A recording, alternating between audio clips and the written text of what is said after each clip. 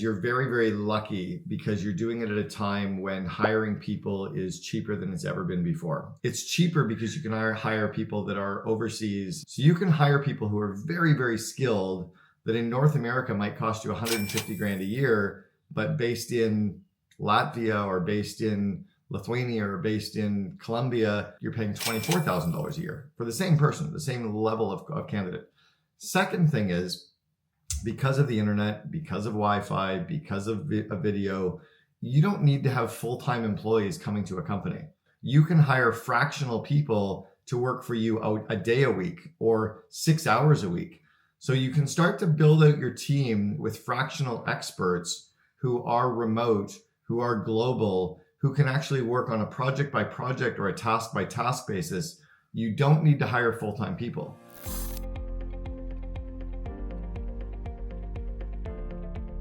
I got fortunate with the rise of social media. So I got very well known for building the fourth company that I built was called 1-800-GOT-JUNK. I did 3 companies prior, and then I was the chief operating officer for 1-800-GOT-JUNK from 2000 until 2007.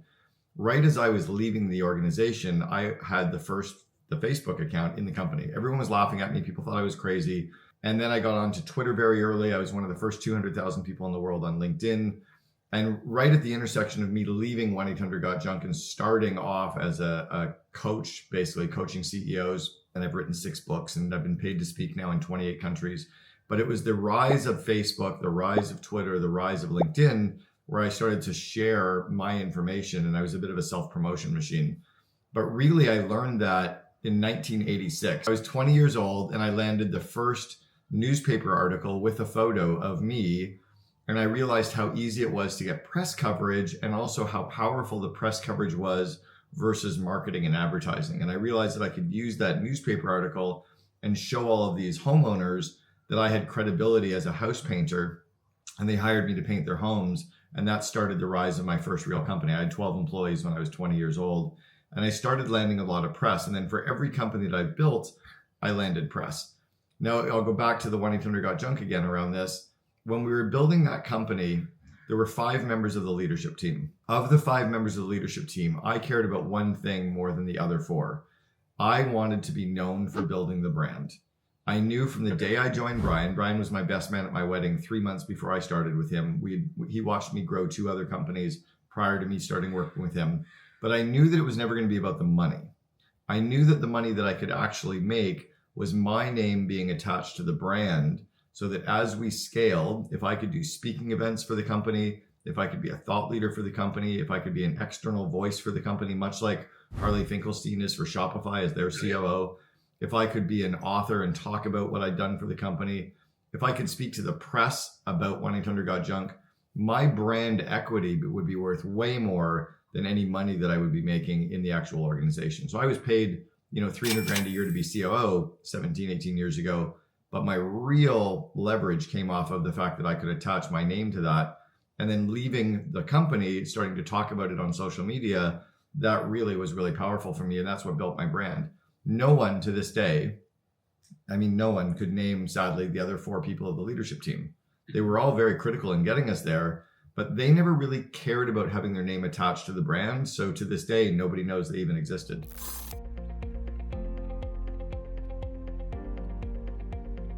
I've been notoriously horrible at selling from the stage. I've left millions of dollars on all those stages that I've been paid to speak on because I was really bad at selling my course or selling the other services that I had, but I was very good at delivering content and helping the people in the audience.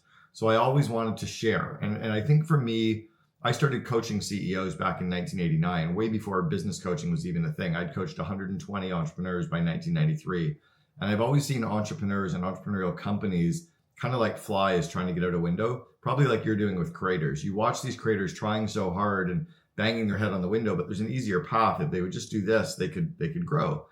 So I always wanted to share the cheat sheets or the systems or the playbooks or what we were doing to make each of our companies successful.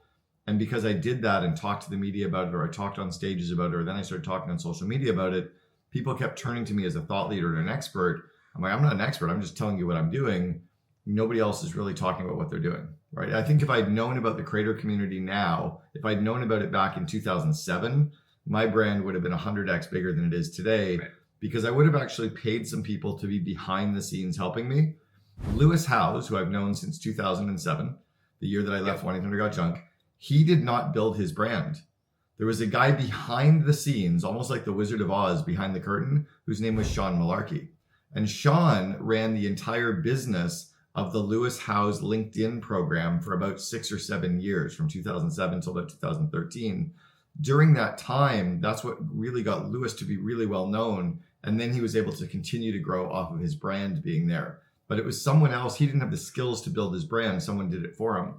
I really missed that opportunity. I think I understood the value of being on social media, the value of sharing it, but I didn't pay someone to help me build my brand properly, help me gather all the email addresses and monetize them, help me grow my list properly. I didn't know how to leverage that. I should have leveraged it.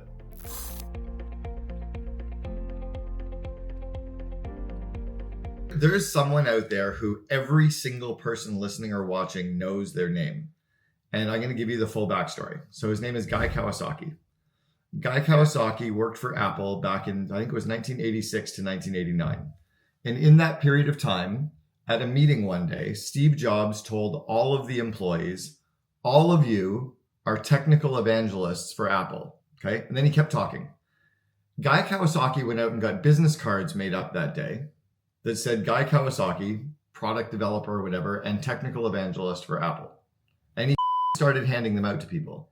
He literally built his brand pre-internet, because the internet really didn't start off until like 98, 99, right? Guy Kawasaki's entire brand got elevated because people started talking to him as a technical evangelist. He started speaking on behalf of the company as a technical evangelist because his CEO, Steve, said, you're all technical evangelists. Everybody at 1-800-GOT-JUNK or at all the brands I've built, whether it be Gerber Auto Collision or Boyd Auto Body in Canada or our College Pro Painters, we all had a chance to speak to the media, to speak on stages, to share our stories. Most people didn't. And I wasn't doing it, again, to be the smart person. I was doing it because it was a way for me to meet people and it was a way for me to help people. And it was cheaper than spending money on marketing and advertising for me.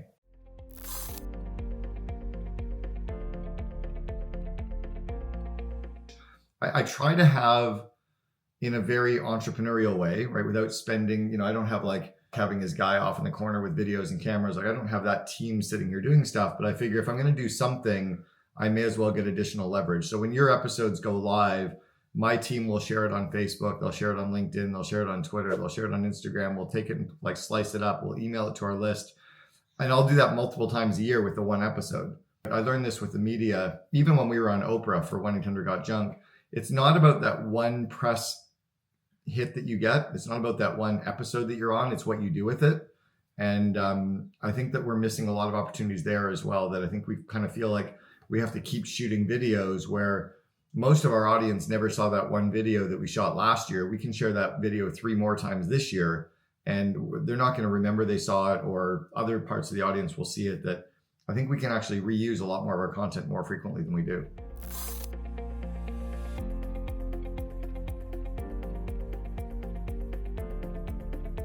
There's a lot of entrepreneurs who have done it. The reason I started my podcast called the Second in Command podcast is I want the rest of the story.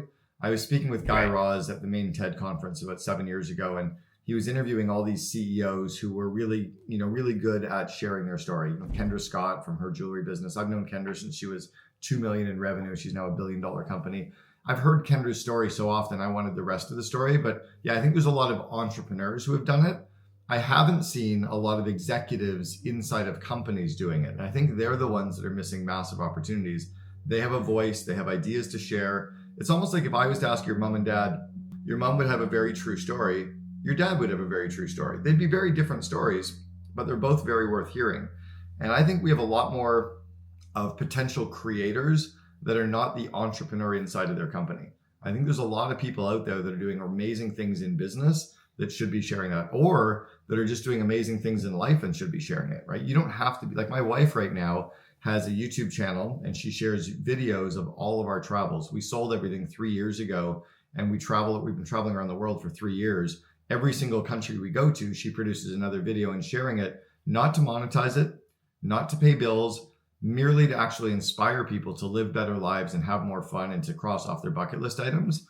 But I think there's a lot more people that can do that inside of their, their normal day to day. And sometimes something catches something. I think people will either catch a spark of inspiration, or it'll help them grow in their career, or they might actually stumble into the fact that maybe they're more of an entrepreneur than they thought they were too. But to answer your question, no, I can't think of any specific names. Well, Sam Parr from My First Million, I think Sam and Sean Purry have done an incredible job building a brand around, around the hustle, and then around their podcast and around each of the businesses.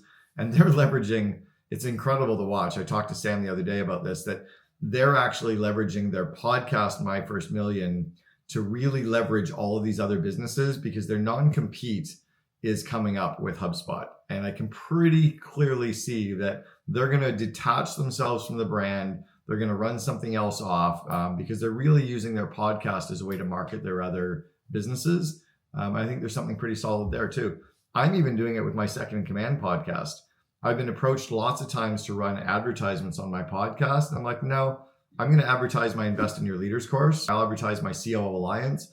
I'm going to use my own audience of 100,000 listeners to market my things. So I actually really love cults and culture and something that's culty. In fact, I was a guest on a podcast called A Little Bit Culty with Sarah Edmondson and Nippy. I'm actually really close friends with Sarah and Nippy. They used to live here in Vancouver.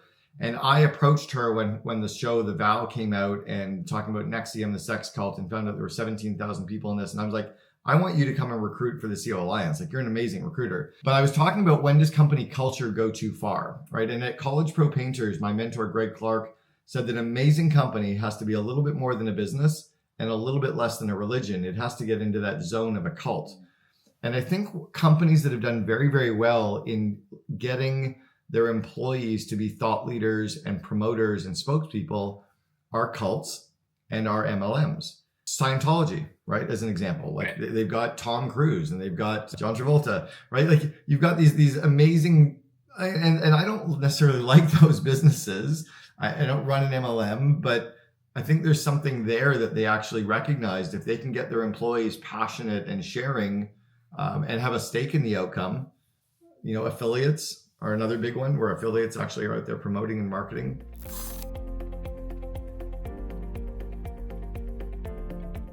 Dave Asprey is another former client of mine. I coached Dave for a year, helped him hire his former COO. It's about 7 years ago. Dave Asprey was really the godfather or the grandfather, or kind of I think he might have even coined the term biohacking. So Dave Asprey kind of created this whole biohacking movement. And then from that, created a brand called Bulletproof Coffee. It was just like this geeky thing that he did, and created a brand around that. A lot of people think Dave's brand is because of Bulletproof. Not so. His brand, or he kind of was the creator or the thought leader that created a brand around that. But then someone who's in that space, who's done extraordinarily well, and I'm pretty impressed actually, is a woman named Aggie. But she is this, I think, Polish girl who has she just came out with a book called Biohack Like a Woman. And every time I see her on social media, and her fiance, Jacob, I think is his name, she's kind of blowing me away with her courses and her thought leadership and her leveraging of a book. And now she's doing products. And all she was this pretty girl on Instagram, kind of attached to this guy who was doing Instagram. But she's done a good job with turning that into a legit business and a brand and a voice. And she's kind of blown me away. Christian LeBlanc, Lost LeBlanc, I think, has done a great job with being a thought leader and a voice around social media and around travel, and now creating some pretty cool real estate ventures, I guess we call it, in Bali. I'm impressed with what he's doing.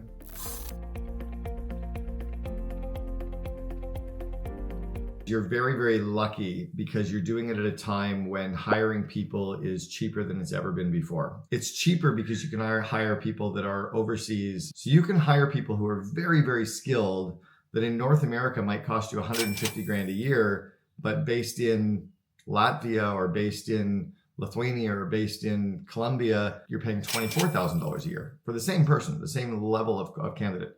Second thing is, because of the internet, because of Wi-Fi, because of video, you don't need to have full-time employees coming to a company.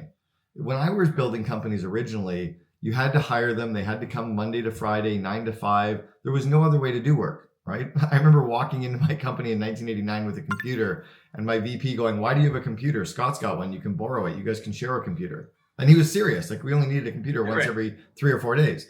So now because of technology, because like it seems kind of silly to say this, but you can hire fractional people to work for you a day a week or 6 hours a week. So you can start to build out your team with fractional experts who are remote, who are global, who can actually work on a project by project or a task by task basis. You don't need to hire full-time people. So if you're a creator, you don't need a full-time copywriter. You might need a copywriter for 6 hours a month. So find that great expert. The key is to plug yourself into communities where your network is getting stronger. So now you're 1 degree away from people. Second thing is leverage everything except genius. So get all the stuff off your plate that you suck at or that you are drained of energy from. Dan Martell wrote the book, Buy Back Your Time. And it's a concept that I learned probably 20 years ago where you figure out your effective hourly rate. So let's say that you're a creator and you're making $500,000 a year. And off of that $500,000 a year, maybe you're making $300,000 a year in profit. Okay. So if you're making $300,000 a year in profit, that's $150 an hour times 40 hours a week times 50 weeks a year.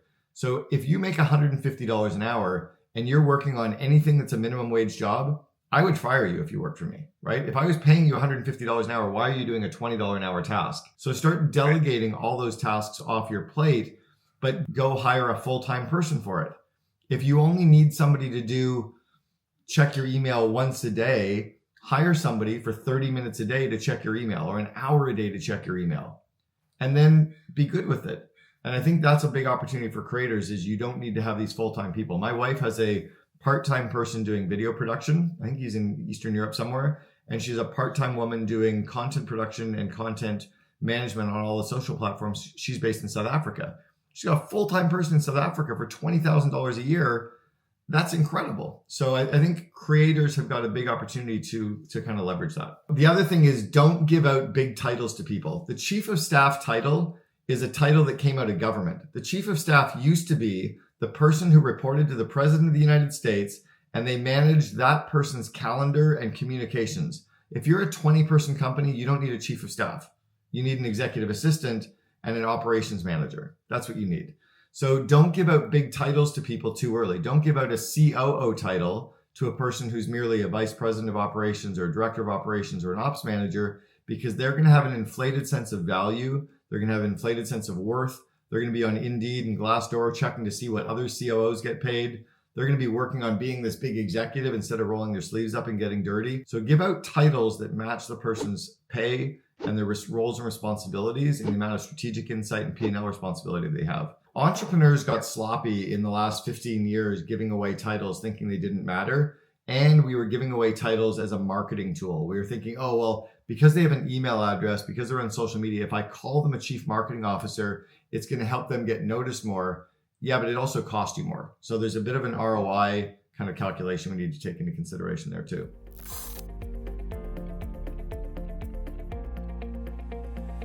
If I was an early stage creator, the first people I want to be hiring as like the freelancers are the jack of all trades, master of none. So somebody to help me manage projects, somebody to help me manage freelancers, somebody who can help me get stuff done. That would be number one.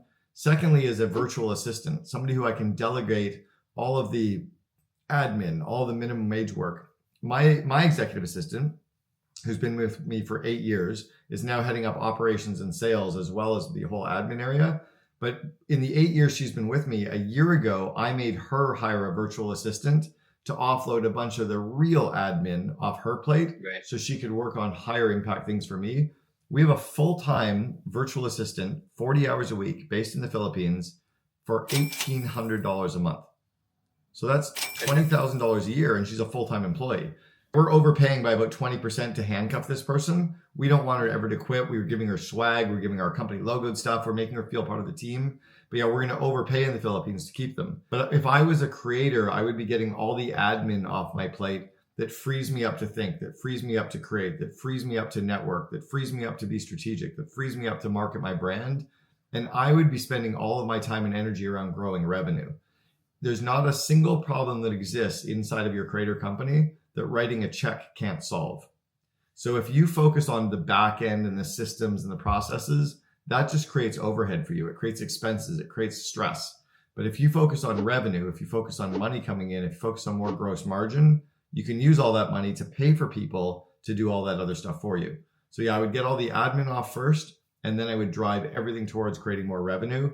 And then I would create the better back end third. The other part is to make sure that everybody that you hire can actually manage projects and manage time and manage conflict and manage communication on their own.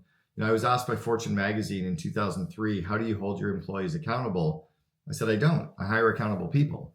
And I think we have to remember that if you're hiring someone to manage other people's projects, you should be hiring freelancers who can manage their own projects, can deliver on time, can deliver the result you want.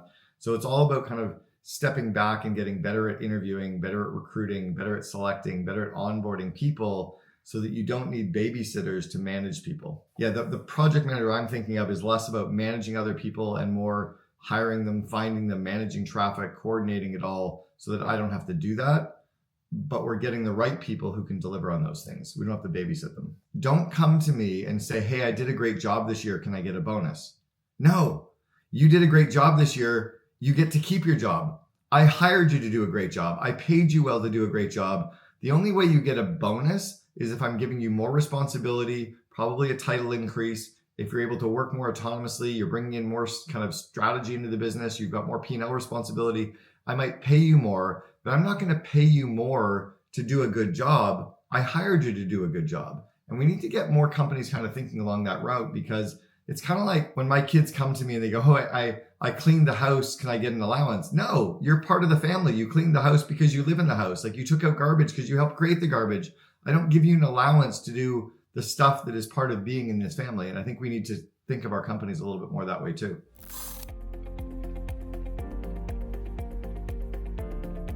Culture is not about the free massages and the free lunch and those are perks, right? So forget about all the perks. Culture is an alignment with four things. If you think of a jigsaw puzzle, the four corners of the jigsaw puzzle, the first is your vivid vision. It's an alignment with a 4 or 5 page vision of what your company looks like, acts like, and feels like in the future, so that all of your employees, all of your customers, all of your suppliers, all of your stakeholders are completely aligned with where the CEO wants to take the company. So that's number one. That culture is that massive alignment there. Secondly is in its alignment with core values. And the core values are things that you're going to hire people based on. They already live them. And you're going to fire people who are breaking the core values. You can't have a good company culture if you have these toxic, negative energy people that are showing up breaking core values every day. So you have to live and obsess about and thank people and praise and celebrate core values.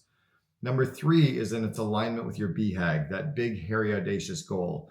Culture is like that massive push. It's where the SpaceX employees want to colonize Mars. That's a BHAG. Or back in 1972, Nike wanted to crush Adidas. That's a BHAG. My BHAG is to replace vision statements with vivid visions worldwide. So it's an obsession with that long 20 or 30 year push. Apple's BHAG is to create insanely great products that challenge the status quo and change the human race. That's a BHAG. And then 4th is it's an obsession with a core purpose, where every employee knows why we're showing up and what we're building towards, and they can say no to those things. It's kind of like the 3 guys who were making bricks 100 years ago in Barcelona. They're all sitting out in the dirt making bricks. Said to the first guy, what are you doing? He goes, I'm making bricks. No alignment with anything. They asked the second guy, what are you doing? He goes, I'm building a wall. I get to make bricks to build this wall. Okay, he's got some alignment with something, but he's not super inspired. They asked the third guy, what are you doing? He said, we're building the Sagrada Familia. It's going to be one of the most incredible cathedrals in the world to worship God. And I get to make bricks to build the left wall of the Sagrada Familia. Like, who do you think is completely massively aligned with core purpose? It's the guy who actually sees the vision and is aligned with that. I got lucky of being exposed to core purpose because Simon Sinek, who wrote the book Start With Why, Simon was on our board of advisors 5 years before he wrote that book. Simon used to sleep on my couch in Vancouver. He was on our board. We hired him. He did some branding and marketing for us. He flew out to meet Brian and I because he read about it in Fortune Small Business, where Justin Martin said that we were building this cult-like environment, and Simon wanted to see if it was true. He was running a 6-person marketing agency, so he flew out to meet with us. Yeah, that's where I believe culture comes from. It is an obsession around those things, and then it kind of emerges from there. Vivid vision, core purpose, core values, and BHAG transcend whether it's virtual, online, global. All of my clients in Saudi Arabia, Qatar, I coached the royal family in Qatar around culture. In fact, I fired them after starting to work with them because they wouldn't care about core values enough about the people side of the business. So I stopped working with them. I was working behind the scenes, coaching the monarchy. The idea of culture transcends every single size of business. If you think it's about showing up into a physical office, you're starting to make excuses of why culture doesn't matter, right? So I coached Rob Glazer's company, Acceleration Partners. I coached Bob from 40 employees up to 200.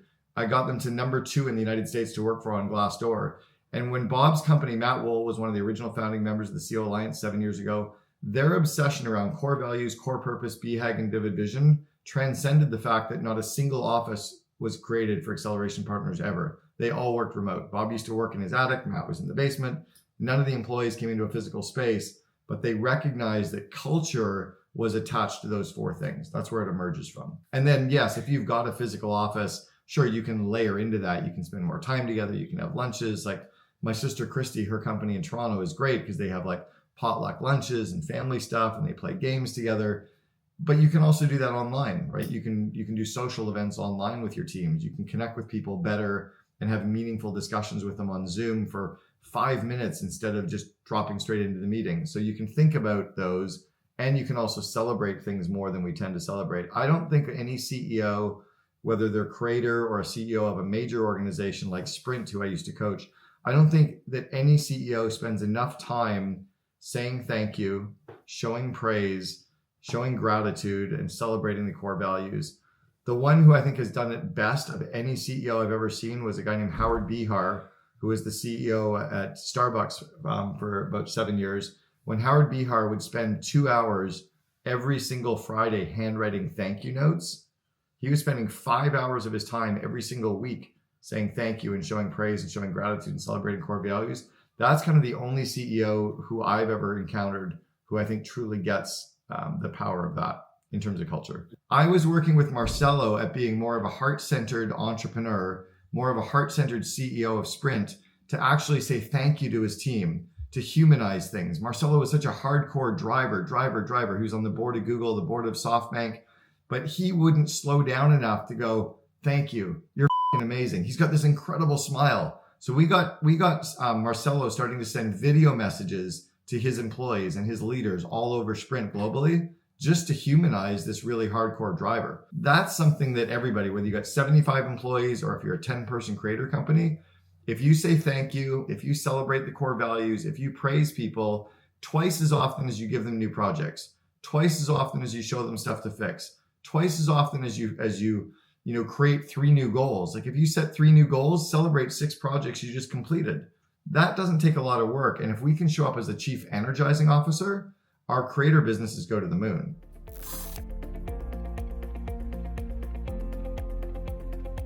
If you ever go to a big theater production where there's 3 or 4 people on a stage, or you go to the Taylor Swift conference, Taylor Swift is one person, but there are thousands of people behind the scenes making that thing happen. There's lighting, there's costumes, there's set design, there's makeup, there's people setting up stages, there's sound people, there's lighting people, there's people selling popcorn and beer. She's front stage, everyone else is backstage. Now, if Taylor Swift doesn't go on stage, everybody else loses their job. But if everybody else doesn't perform, Taylor Swift doesn't perform. And I think we need to remember that in our company. If we're the creator, we're merely the front stage for the rest of our team, but our back team are the ones we have to obsess about. So the number one metric I've had, and I got this in Bob Glazer's company, I got this in Sprint, every company that I've coached behind the scenes, the number one metric that every company, creator included, has is not the one that you're measuring today. The number one metric you have is your employee net promoter score. It's not views, it's not likes, it's not impressions, it's not shares, it's not watch time, it's none of the that you think it is. It's not revenue, it's not gross margin. Your number one metric is how happy are your employees. So every 3 to 6 months, you should do a survey. On a scale of 1 to 10, how enthusiastically would you recommend ConvertKit as a place to work? Take the percentage of people that give you a 9 or a 10, those are your promoters. Subtract the percentage of people that give you a 1 through 6, those are your detractors. You end up with a result of somewhere between negative 100% and positive 100%. Your goal is to get over positive 50 or 60, and that's considered world-class. Where I got Acceleration Partners, Tenuity, Elite SEM was over positive 90% net promoter score on the employee side. When your employees are that happy, they're going to go through brick walls for you. You don't need as many employees. Your revenue per employee increases. Your salary as a percentage of revenue decreases. You literally are not losing employees. You have no turnover. Recruiting is easy. And you can actually get super happy customers because your employees love you so much that they take care of the customers, which means your customer net promoter score is high, which means you can charge more and you earn more. So it's about flipping it upside down.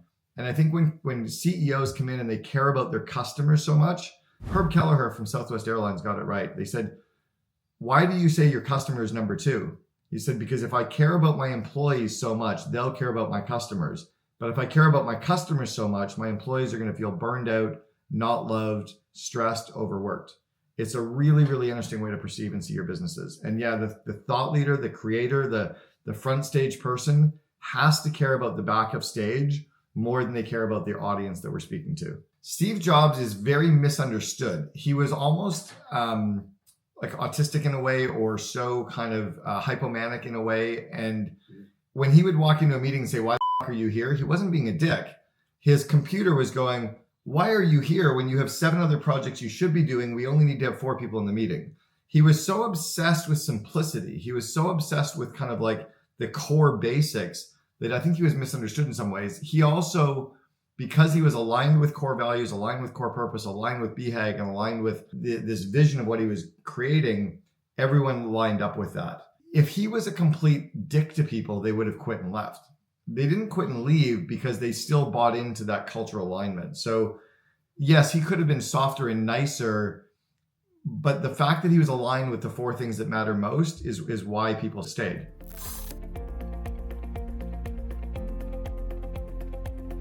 Every time that you set a goal for ConvertKit, find 1 or 2 goals the company just accomplished to say thank you, or to celebrate, or to send out a quick video to the team going, hey, just wanted to say thanks. We got these 2 things accomplished. That's fucking amazing. Then set the new goal.